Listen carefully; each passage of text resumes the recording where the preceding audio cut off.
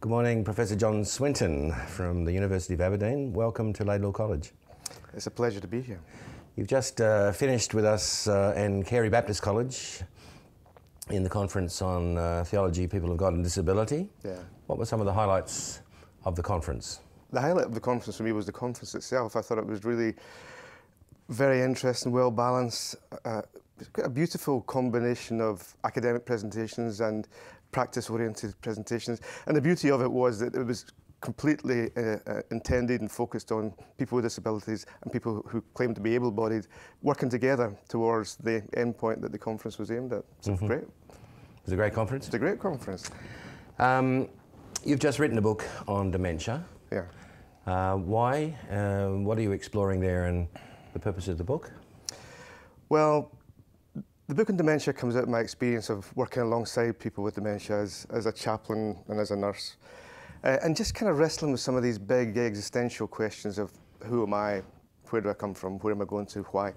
Because the big questions that come up with dementia is, what does it mean to be yourself when you've forgotten who you are?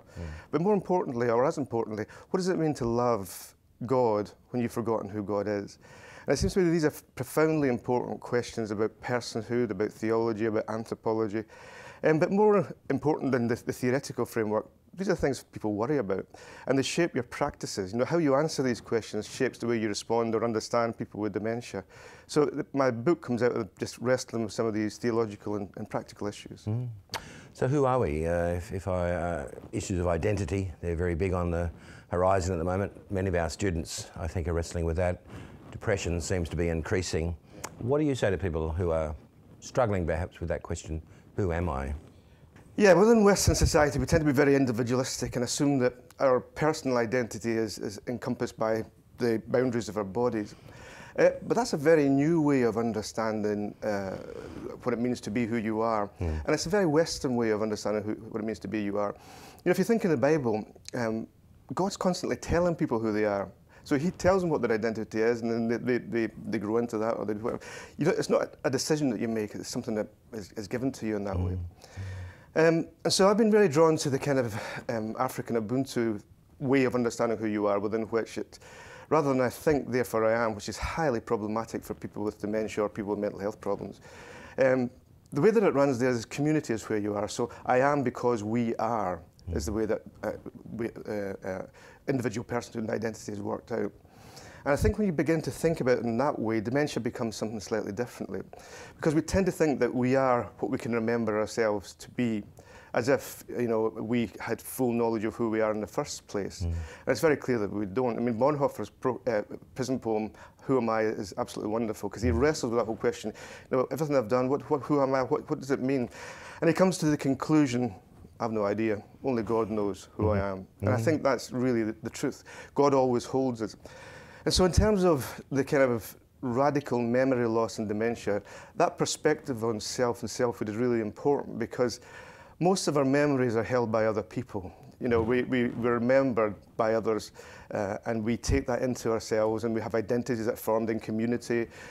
In a technological age, our identities are held, or memories are held in our computers and our phones, all over the place is your memory. And so the key thing that the book tries to wrestle with is, who am I? And the answer is, to a sense, you are who God tells you to be, and God holds you to be. And the task of the Christian community is to ensure that you're remembered properly and remembered well, and that when you can't remember yourself, other people remember you faithfully. Yeah. We talk a lot in Australia and New Zealand about a greying population, baby boomers like myself, getting older and older. And we're told that mental health issues, depression, anxiety are increasing. What does the church need to do? How does the church need to respond to a greying society in many nations and to a society troubled by increasing mental health issues? Well, in terms of the ageing issue, I think the church needs to, in a sense, tell a different story about ageing. If you think about it historically in a kind of odd way, this is kind of the Reader's Digest of 300 years or 400 years of European history. But before the Enlightenment, the way in which we understood ourselves was in community, but through a primary focus on God. And so everything was theological, in the sense that your law was theological, your social care that was available came through the church, your understanding of who you were and where you were going to came through the church. And so within that context, aging and death, to some extent, had a different meaning, in the sense that if you've got a narrative that's leading you to somewhere positive, then death has a slightly different meaning. Plus the fact that many, many people died, so that death was so prevalent that it had a different way in which people understood it. But a key point would be that within that context, there would be a narrative that enables you to have life after death. Right? So your life has meaning in that sense, it's moving towards something. But then you come to this kind of strange period in European cultural history that's come to be known as the Enlightenment, where, because sometimes for good reasons, because it was a 30 years religious war, thousands of people were dying in the name of religion, you get a cultural shift away from religion and towards reason, science and technology. And so now human beings move from a theological understanding of the world to an anthropological understanding of the world. And within that context, a lot of the hopes and expectations that once were placed on religion now become placed on human beings through science and reason. And so now we have to reason ourselves into things. And so science in particular, and medically, the scientific medicine that emerged from that begins to shift and change everything, because that's where we look for our salvation now. And so people place huge expectations and hopes on science to take us eventually through this process of progress to a place where, you know, illness will be overcome and we'll be happy and, well, technically we'll be able to live forever. But people get a bit afraid of death because death threatens that. But then you have 2 world wars, you have the Holocaust, you find that HIV and AIDS aren't cured, they may be controlled, you find that there's no cure for cancer, and people start to lose faith in that new story. And so the old stories have been kicked out, the new story has proven to be a double-edged sword, because, you know, more people have killed other human beings in the last 100 years than any other period in history, because through science and technology we get better at it. So people realise it's not really the solution. And you get to the place where we are just now, where you haven't got the old stories, the new story hasn't really worked very well, and so you find yourself trapped in an eternal present, because you've no hope for the future, no sense of heaven in the afterlife, no real sense of history where you come from, and so therefore you're in this place. And when you're in this place, the only thing that really becomes important is yourself. I mean, because, you know, if this is all that there is, and all that there is what I have within my body, then health becomes important, youth becomes important, vitality becomes important. And alongside of that, you get that movement towards death becoming an enemy, because there's no story really to explain it other than that's the end of things. And so anything that reminds you of death becomes highly problematic. So, like you and I, getting old reminds us of death, so therefore people don't like to talk about getting old, so we dye our hair and we do everything to keep young and we lie about our age. And, you know. And in relation to disabilities, people really want to have perfection, because if this body is all I've got just now, it better be carrying me through this life without any suffering, without any pain, without anything that's going to inhibit my own personal desires. And so death becomes associated with disability, that social death or physical death. And so within that context, it's kind of hard to find a vision of hope for the future. And so you get anxious, and anxiety has a sense of, you know, not being quite sure about who you are and not being able to control your circumstances. And people get sad because, you know, you can't keep your physical health, you can't keep your youth and vitality, and you can't keep your community because nobody has any real obligation to you. So when the older you get, often the lonelier you get, and then the more depressed you get. You've written about both friendship and resurrection, the resurrection of the body, and how has that changed your life when you think about friendship, resurrection, eternity, a different story of hope, and relationship? How has that impacted you? Well, I think when I discovered what a Christ-like friendship looked like, then a lot of things began to shift and change. Because the way that we normally formulate our friendships is like attract like. It's really like an Aristotelian model where you get the only real friends are 2 men that come together with similar virtues, and we function that way. A lot of relationships function that way, which is probably why they break down, because it's an exchange of social goods, and you hand this over, and if you don't give me the social goods back, then I'm not really interested in you. I'll find a friend somewhere else.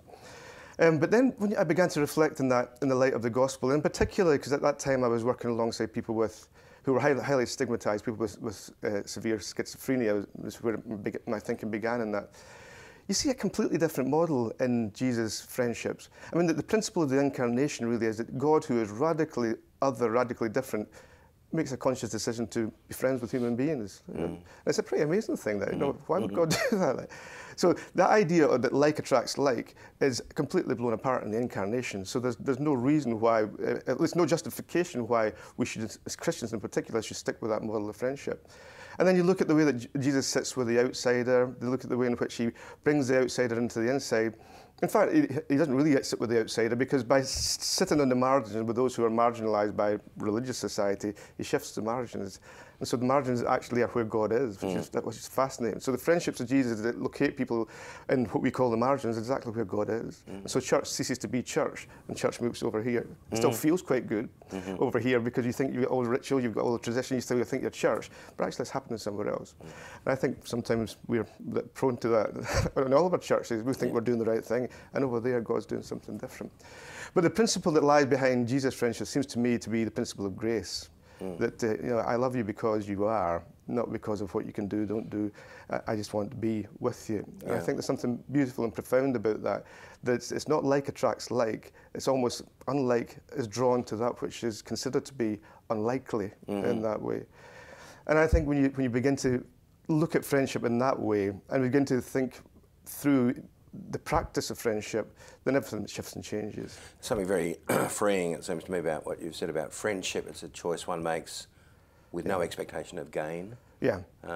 It's a free choice, as you say, shaped by grace. Yeah, it is. And the bottom line is that Christians don't really have a choice in that sense. It's not like you can choose not to be friends with your brother and sister in the body of Christ. But you choose to be friends with people with schizophrenia, with people on the margins. That's how you see the gospel impelling us? I do, in the sense that I choose to make myself available to people in a way that I hope is loving and open, and people are free to reject that. So it's not me, Mr. Smarty Pants, walking in and saying, I want to be your friend, but it's me creating a space. And the church, I think, should do the same. You create a space where friendships are a possibility, you make yourself available in love, and if that works, and if that happens, then that's great. But the key thing is not an imposition in that way. Because the incarnation is not an imposition. Jesus didn't come down and say, you must be my friend. Because the pivotal, when Jesus says to his disciples in John's Gospel, you're no longer servants, you're my friends, that's a profoundly transformative moment in history that the Son of God becomes friends. But he didn't force them. They made pretty significant decisions to get to that stage. So how are the churches going, from your observation, where you are in churches, in their friendship with people with disabilities, particularly with mental illness? I think we're not good. And I think that one of the reasons why we're not good is because it's not really on people's horizons particularly strongly. I think people still think it's an option or something that specialists should do. And so therefore we haven't really grasped that it's the heart of the gospel and the essence of the incarnation is to make ourselves available. Or not make ourselves available, but make our churches open and available to people of all descriptions and all experiences. And that people should find a place of acceptance. I don't think we've got to that stage yet. I think we've got a long way to go.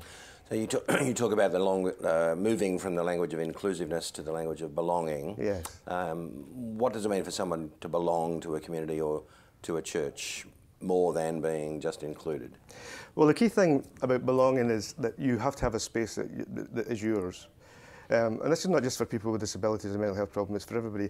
You have to be a community, you have to love one another. That sounds very basic. But to love one another, you need to miss one another when you're not there. And for me, belonging is being missed. When you don't appear at your community for a while, or where people haven't been in touch with you, people look for you, search for you, and they really do miss you. And I think that's the difference between inclusion and belonging for me, is that inclusion, you just simply have to come along every week and just sit there and preferably don't cause too much disruption. But to belong, you've got to be part of that. Yeah. I first came across you when I read Raging with Compassion. How important was that as a book in your journey, and why the word raging in that title? That was quite a striking word, I thought. Yeah. Well, there's two. It was a very important book for me, and there's two aspects to that, really. Pastorally, I always found myself very frustrated with the Odyssey, with people trying to explain suffering, because oftentimes when you try to explain suffering, it becomes much, much worse. So if you're sitting with somebody who's just lost their child and you say to them, well, it's just the costs of freedom for, it's the way it goes, and in the end, everything will look beautiful. If you're sitting in a classroom, it sounds great. If you're sitting with somebody who's just lost somebody that cares for them, it's ridiculous. And so Raging with Compassion was designed to develop a pastoral approach to the problem of evil and suffering. And essentially, it makes the case that the Bible doesn't give us a solution to suffering. Jesus cries from the cross, my God, why have you forsaken me? There's not an answer from heaven. But what it does do is it gives you practices and community within which you can resist evil and work with suffering in a constructive way until that day in the eschaton where there will be no more suffering, no more pain. And so the word raging comes out of my reflections on the Psalms, and in particular the imprecatory Psalms, the Psalms where there's very violent language used against the oppressor, but in the context of prayer. And the way that many of the Psalms of Lament run is that you have this huge explosion of rage and anger and brokenness at the fragmentation of the covenant, followed by in the middle a return to God, to God's hesed, God's unending love, and then a movement into new life in the light of where you've been. The problem, I think, sometimes for churches is that they like the hesed bit, they like the middle bit, but they're not too keen on the first bit. And sometimes even the last bit's complicated because they want people to go back to where they were before rather than where they are now after, because suffering always changes and transforms you. And so I wanted to create a space for people to be angry, for people to rage against the injustice and the unfairness of what's happened to them, but in the context of prayer and in the context of God's hopeful and unending love for them. So that's a rage that ends in compassion. And when the psalmist rages to God. God. And sometimes there's no resolution in the psalm. So 88, darkness, darkness. That's exactly right. Darkness. But that's okay, in the sense that that's how some people feel sometimes. Particularly if you spend time working with people with severe depression, that's exactly where they are. And sometimes you have to dwell there for a while. Darkness is my only companion, before you can move to that new place of light and hopefulness. And our primary pastoral task, I suppose, is just to learn to dwell with people in the darkness rather than trying to always pull them up. They want to be pulled up, and it's right that people should be pulled up, but to find that sense of being able to be comfortable in the darkness without comfortable in somebody else's darkness, I think is a beginning point for healing. Title for your next book, Dwelling in the Darkness. I just came to me just now. That's nice. Perfect. Thank you. Last no question. Commission, though. Last question. 2 or 3 practices in your life that sustain you. What are 2 or 3 things that you practice that you find sustaining and renewing and life-giving for yourself? Good question. Well, I guess underpinning, this is going to sound funny, but obviously underpinning all of my ministry and vocation, and I think as a theologian it is a ministry and a vocation, is prayer and contemplation. But I'm not very good at it, because I'm not a very contemplative person. So I have I'm a mobile prayer, in the sense that I am quite busy, and I don't really sit down, unless I'm on a plane, which is perfect. And so I've learned over time to make my life a prayer in that sense, as the song goes. And you embody the prayerfulness, and it's conscious and it's rational, and it's talking to God, but it's also kind of trying to make your life say the things that I don't have the contemplative space to say. And sometimes I don't even have the words to say. So I think learning to form myself through mobile prayer, or formative prayer is maybe a better way of putting it, has been important to me. I also find theology deeply both challenging and formative. I think, wrestling with what Scripture means for my life, for the life of particularly oppressed people, and there are many in society, has been tremendous to me, because people say that or think that the Bible is irrelevant. But my sense is that people make it irrelevant, because when you get into there and you see what Jesus does, what his attitudes are, what his ministry is, what the transformative vision he has for the future, it's difficult to see how you could resist it unless you're obsessed with yourself, as many of us probably are. So wrestling with theology and Scripture would be very formative. and hang around with a family. Yeah, I mean, I travel a lot, so I'm thousands of miles away from home just now. So I'm probably, what's the word I'm looking for? It's probably more sharply thought when you're away from your family. Yeah. But they're very formative in my life, and trying to control 5 kids of all sorts of ages, and trying to guide them through the different phases in their lives. It's complicated, but it's really, really good. And actually, watching God pull together things that are amazing in your kid's life, I think it's great. So these 3 things would be kind of where I sit. Cool. Yeah. Well, I think you're due for a holiday, so rest well after you've left our country. Yeah. But thanks for coming to Aotearoa, New Zealand. Yeah, well, thank you for inviting me. It's been a real blessing. Thank you, John. Yeah.